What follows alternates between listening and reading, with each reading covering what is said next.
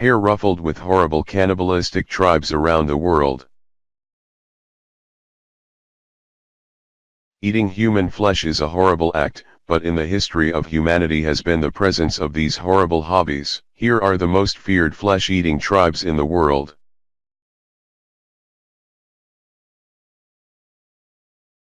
Humans eat human brain during funeral. The four tribe are separate from the outside world in eastern Papua New Guinea. They have the habit of eating human flesh in funerals, as a way of showing respect to the deceased. Men eat skin, women and children eat the brain of the dead. This barbaric practice is the reason 4 people lost 2% of the population each year. Degenerative molecules in the brain of the dead spread throughout the body of women in the tribe, causing the Kuru pandemic, a disease similar to mad cow disease, Alzheimer's disease, or Parkinson's disease. Korawai Cannibalistic Tribe.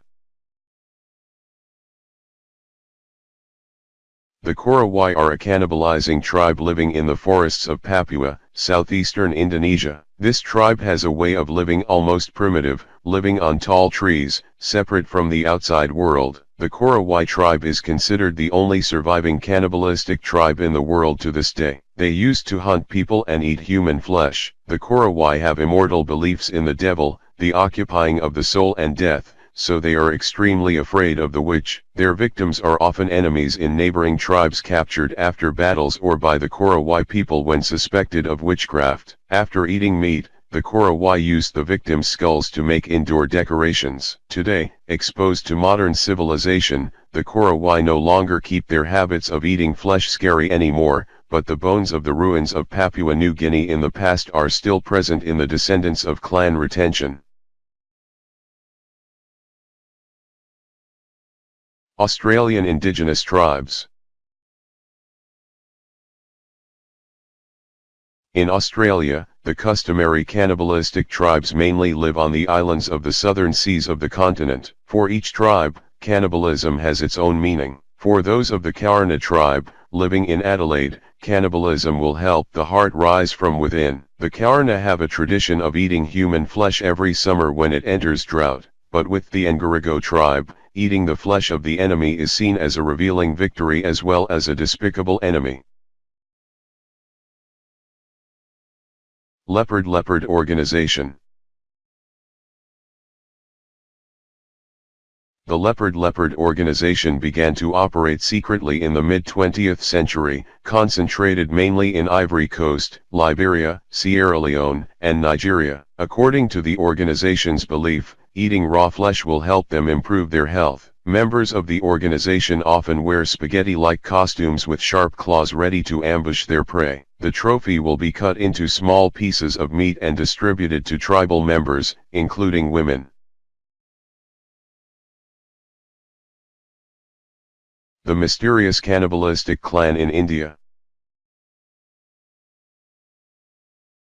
Aghari monks in Varanasi, India celebrate the cannibal ritual and live near the corpse burial site seeking spiritual enlightenment. They used wine skulls, chewed live animals, slept on human bones and meditated near corpses to seek enlightenment. The Aghari monks are the lifelong men who live alone in the crematoriums of India, eating what others throw away. In India there are bodies not cremated but dropped into the Ganges. The Aghari picked up those dead bodies to perform rituals and believed that the power came from the dead.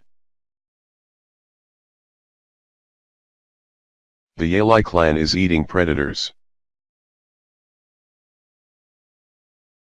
Wild Yalai live in Puncak Trikara, the second highest mountain in Indonesia, at an altitude of 4,730 meters. According to legend, today's Yalai ancestors are the Papuan Yalis, not only eating meat, but also grinding the bones of enemies spread across the valley, causing other tribes to panic. By the 1970s, the Yalai tribe's Rani had eaten the flesh of his enemy's feet, causing other tribes to panic whenever he mentioned his name. Right now, the Yalai have abandoned the cannibals eat human flesh, but the story of eating the ancient man was still handed down.